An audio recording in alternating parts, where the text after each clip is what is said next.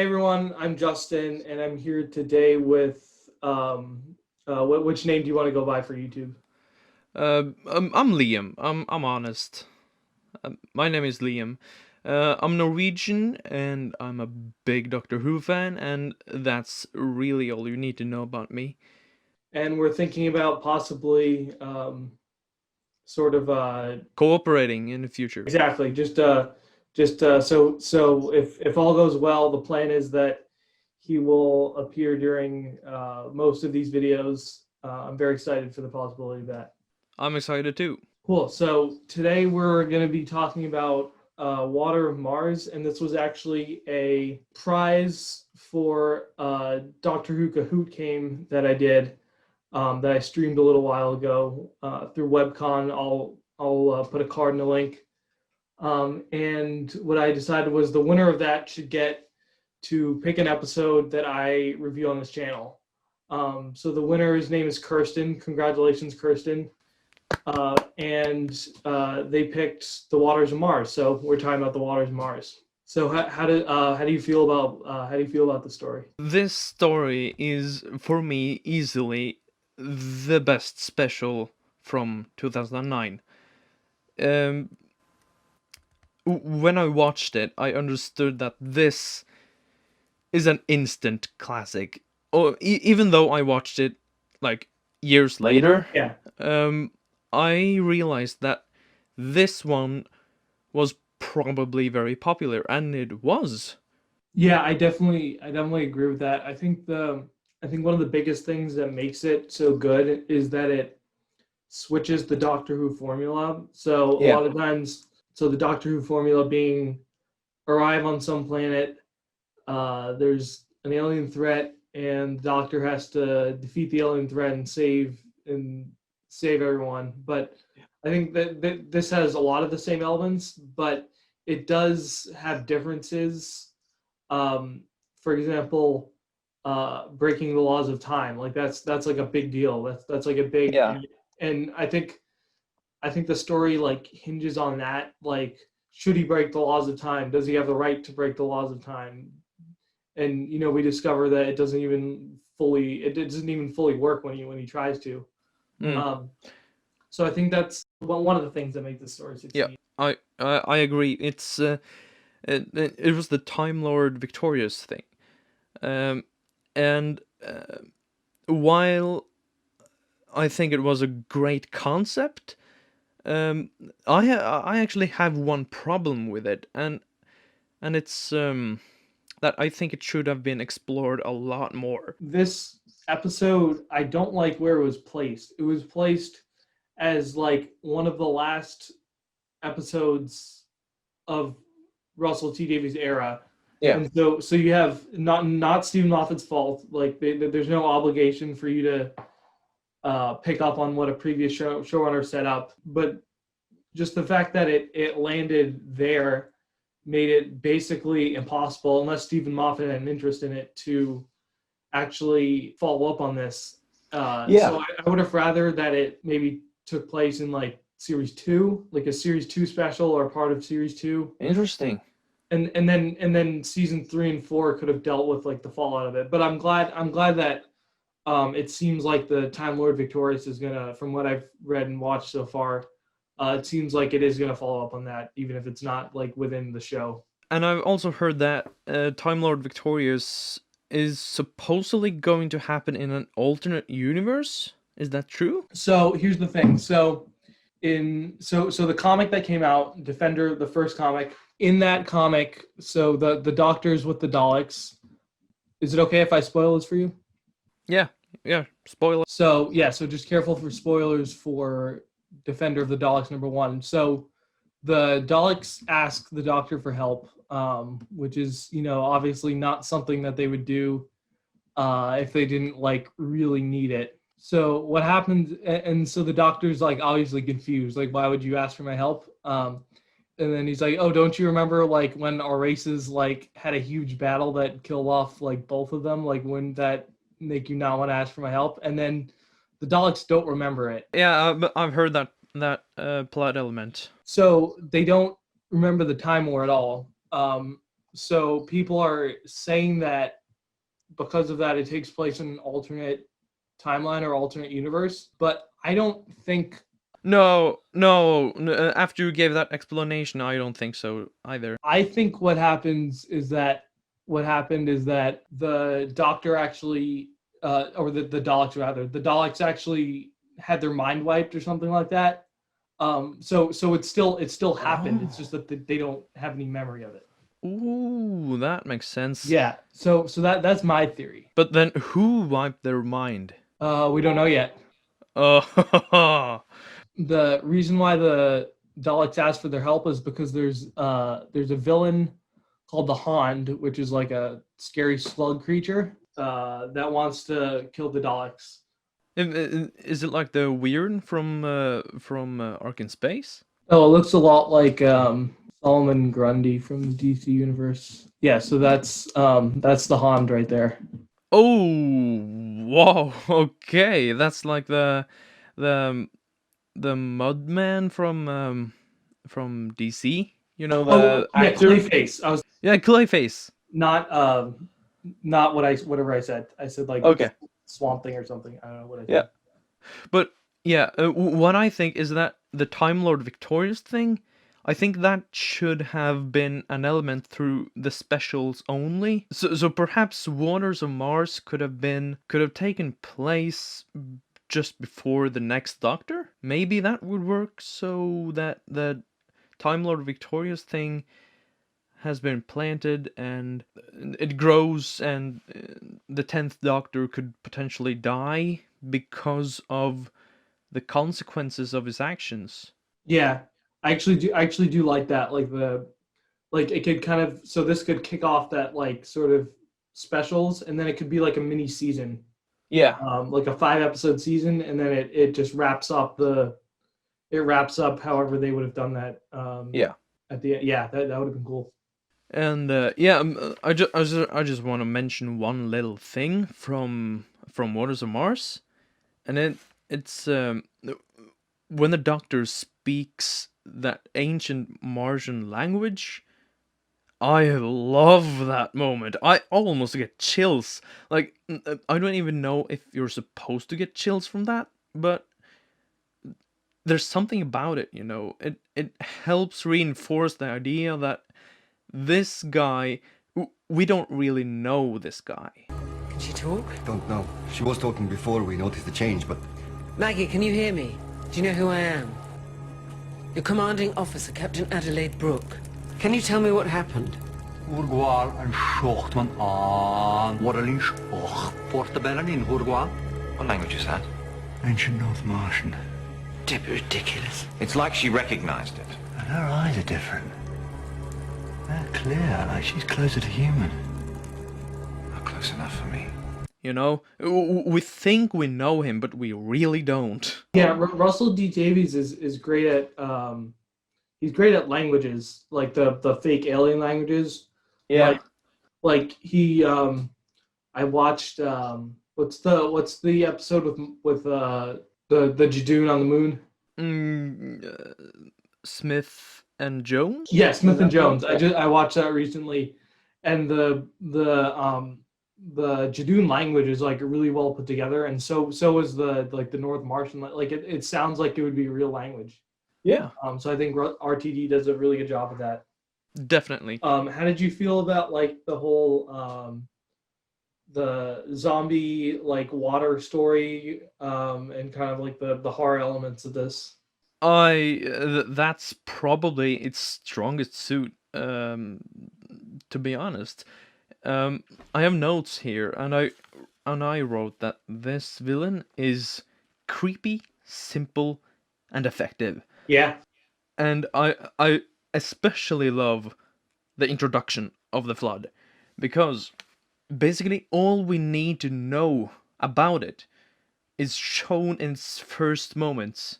Like, we don't really need to know any more than what we see at first, and it's so scary and yeah, brilliant. Love that villain. I think I like zombie things when they're done well, and this was done well. Like This was done well. Yeah, like especially like the cracks on their faces that like freaked me out. Like that was like really well done. Props to the makeup people though. Yeah, yeah. And I think just the like kind of like the spin that it's that they're not generic zombies. They're zombies that like need water and they fight with water. That's like a really like I'm glad they just didn't go with like regular zombies. Mm, completely agree. And I don't think Doctor Who has really done the conventional zombie story, have they? I don't think well the empty child Dr. Dances sort of got there, but Yeah, sort of, but that was also very unique though. Um, and I do like the Ice Warriors reference. Like, you can't place you can't place a Doctor Who story on Mars and not reference Ice Warriors. So yeah, that was cool. What did you think about the characters, the side characters? so I really like Adelaide Brooke. She's a very interesting character. Just how she makes the doctor like tell her what's going on. Just like she's very like sure of like she seems like very confident about what to do. Yeah. In a situation where most people wouldn't know what to do at all. Like she's like she's like you're She, gonna help me figure this out. You're gonna like she's a very good leader. yeah, I completely agree. And she had such a presence, really. Um, and and the woman who played her, I don't know her name. We'll place it in edit. So yeah, um, she did a fantastic job. Yeah, Honestly, that was very good acting work right there. I did feel like the other people on the base were a little bit, not all of them, but some of them were like a little bit undercharacterized. Yeah. I don't know that they needed to I don't know that they needed to be super developed. Mm. Especially since most of them were turned into zombies like Yeah, very of course. quickly after. Yeah, I like how random it is which people survived in the end. Like there was no much foreshadowing for that Russian guy and the Asian woman. Like that that seemed totally random, and I really like that because it raises the stakes. Like anyone could die there. yeah, exactly. Yeah, it's kind of like you're more scared of it because it could have been anybody, Yeah. or it could have been all of them. I actually thought everyone was going to die. The first time I watched it, I was thinking that the doctor was actually going to go away and leave it alone. And that would have been an equally amazing finish, I think, as the one we got. I don't know if it would have been equally, but it still would have been a really good story. Yeah. Just like because without that, without him coming back, we wouldn't have gotten like the laws of time or mind and all that really good stuff at the end. But it still would have been a solid story. Yeah. Because they could probably have built off that too if he didn't save them and he had to struggle with that guilt and find out who he wants to be, who the doctor is. Like, yeah. I liked Gadget, and it was kind of like a nice way to balance out all the really dark stuff in this episode without feeling like it was clashing tones. It like fit really well within the dark context, but it still provided like some humor. Yeah, I agree, and it wasn't forced actually, and it didn't feel forced. And the fact that Gadget then became the solution to this problem, Yeah, I did not know that. Like, When I first watched it, no suspicions. So Yeah. it made sense though, because they planted the robot and they used it enough to make it make sense in the end. Yeah. Do you want to talk about the very ending, or is there anything else like within the middle that you want to talk about? The laws of time are mine moment, for me, that showed signs of 6 and 7, the 6th and 7th Doctors. And while the 10th Doctor is, in my opinion, usually an off branch of the 8th Doctor, he showed signs of 6 and 7 here. He showed 6's brash and outwardly aggressive behavior, at least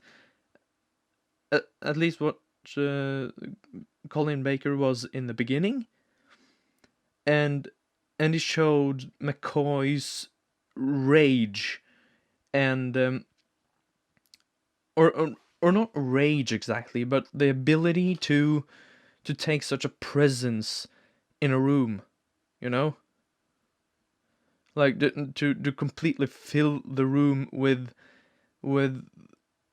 a thunderous, a thunderous presence, really. So yeah, I don't think it was intentional, but that's what I saw. Yeah, I think it was one of his best performances. See, I've always thought of the 10th Doctor as a better version of the 5th Doctor. Actually, I can't see a similarity between 5 and 10, even though people say so. I do like 10 a lot more than 5 though, but It's more like the smaller things, like the glasses. And the leopard skin. Oh, and how they come, the brainy specs. You don't even need them. You just think they make you look a bit clever. And the have you seen Time Crash? yeah, of course. Time Crash just says a lot of it out loud. Mm, Yeah, so like kind of like the good parts of 5 without the bad parts of 5. yeah. Yeah. But you're right that that in this episode there's also 6 and 7. I do agree with that. Do you want to and content warning, by the way, for suicide? Do you want to talk about that scene? Oh yeah.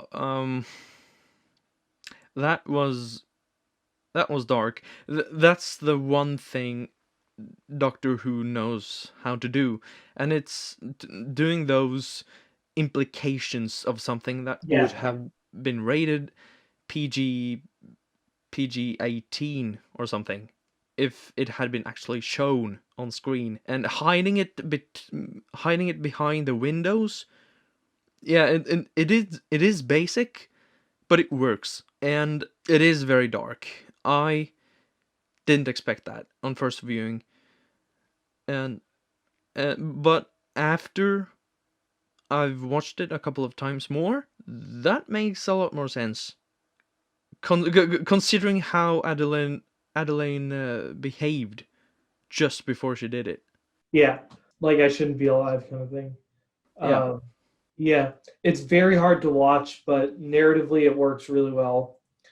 Just kind of the idea of like, yes, the laws of time are his, but they don't necessarily obey him. He has to like accept that he can't always save. He can save some people, but he can't always save everyone, Mm. even with the laws of time. Oh, you know what I wanted to? I just remembered was I think the reason why they don't follow up on that in Moffat is because they brought the Time Lords back under Moffat. So Yeah. so then by default, it's not like he owns the laws of time anymore. You know what I mean? Yeah, that's true. I think that the laws of time thing is not exclusively about him being the only Time Lord, but the fact that he is one. And it doesn't really matter that he's one of the last Time Lords, but he has the power to change so much. He realizes that power. And that's what makes him so scary when he wants to be. Yeah, I think I think it has to do with how there's no like structure, like maybe we know like the Master was still alive, and perhaps like the meddling monk or the Rani or Ramana are Yeah. still alive. We don't know, but even if they are, like there's no central structure of Time Lords. No, there isn't.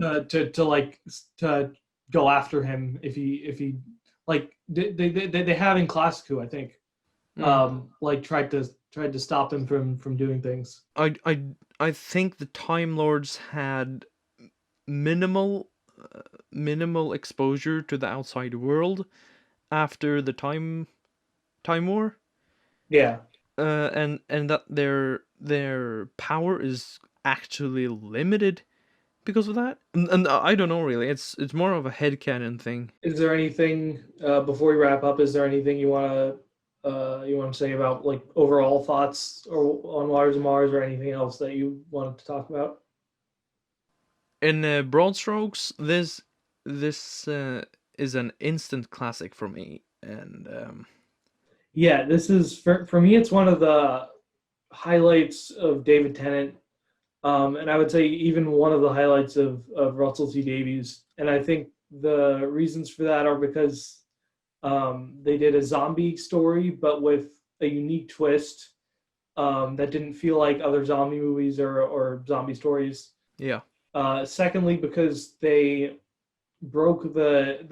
somewhat broke the normal Doctor Who formula. The side characters were a little undercharacterized, would be my only like nitpick. Yeah.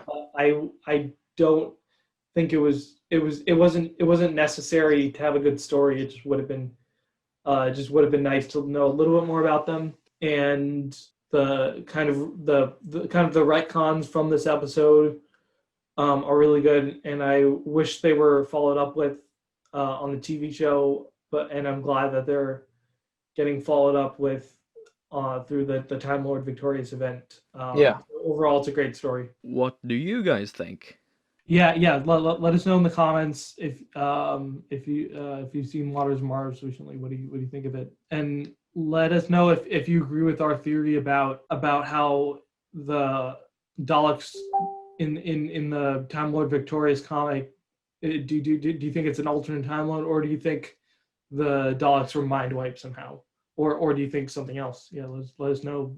Yeah, anything. Yeah. So that's all we have for you today. Congratulations to Kirstin for winning my Kahoot game. And if you'd like to be a part of future games, I'll leave a link in the description to register so that you'll get an email when I have future events like that. Thank you guys so much for watching. If you enjoyed this, please subscribe.